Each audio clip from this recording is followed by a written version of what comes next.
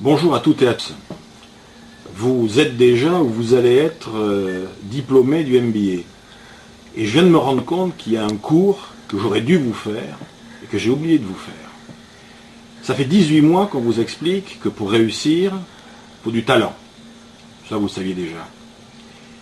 Et bien évidemment, ça fait 18 mois qu'on vous explique que pour réussir, il faut du travail.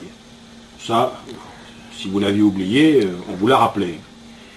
Il y a une chose qu'on avait oublié de vous dire, c'est que pour réussir, il faut de la chance. Et j'avais complètement oublié de vous faire le cours sur comment avoir de la chance. J'ai 5 minutes devant moi, je vais essayer de rattraper le temps perdu. Vous me direz, mais comment est-ce qu'on peut faire un cours sur la chance? Il y a des gens qui vous disent, la chance, c'est le hasard. On est tombé là au bon moment. D'autres vont vous dire, bah non, il y en a qui l'ont, il y en a qui l'ont pas, c'est la bonne étoile. Mais moi, ce que je vais vous dire, c'est que par expérience, après pas mal d'années passées dans le management et dans la formation des managers, la chance, premièrement, c'est une compétence, et deuxièmement, c'est une compétence qui se travaille.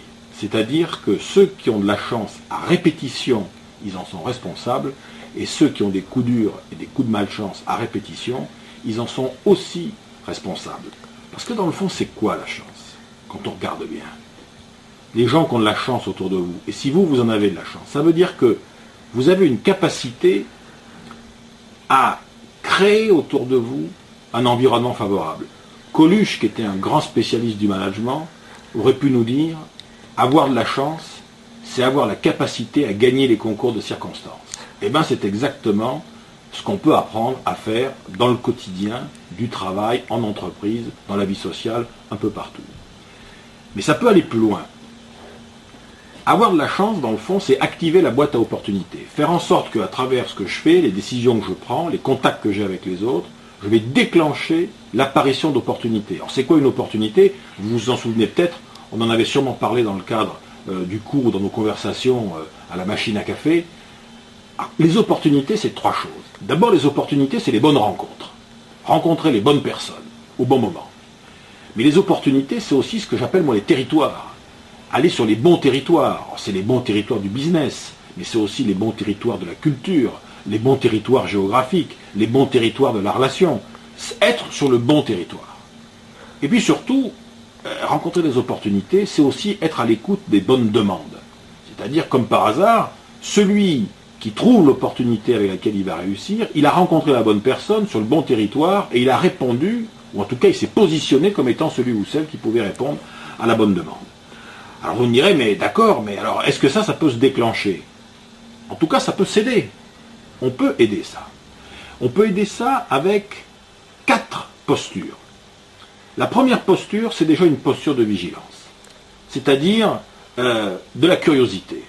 Celui qui vit dans la routine, généralement, rencontre très rarement des opportunités. Les opportunités détestent les systèmes qui tournent en rond. Savoir sortir de ses propres routines, c'est la première condition pour activer justement cette vigilance.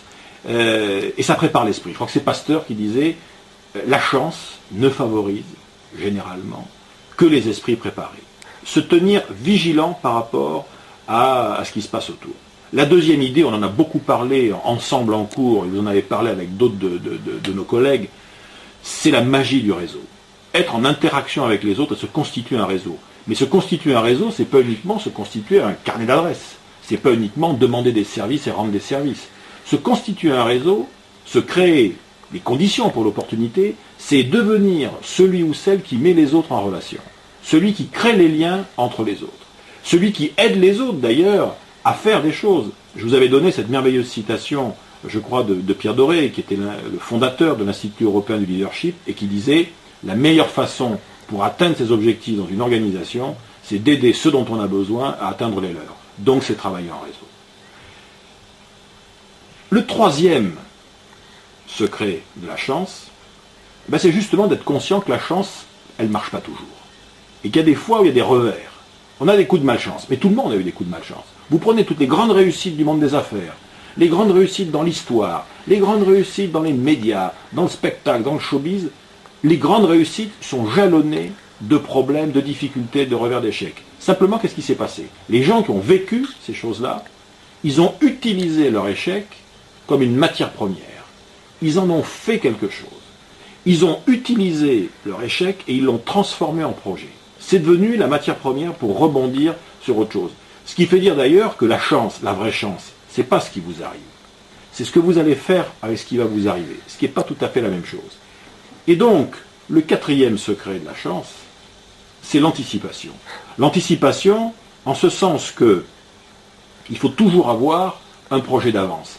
Comme par hasard, les chanceux, ils ont déjà dans la tête, quelque part, parce qu'ils en parlent avec les autres, le projet qui, comme par hasard, va être le projet qui, entendu par les uns ou par les autres, récupéré par les uns ou par les autres, va leur créer, demain matin, après-demain, la semaine prochaine, le mois prochain, va leur créer l'opportunité.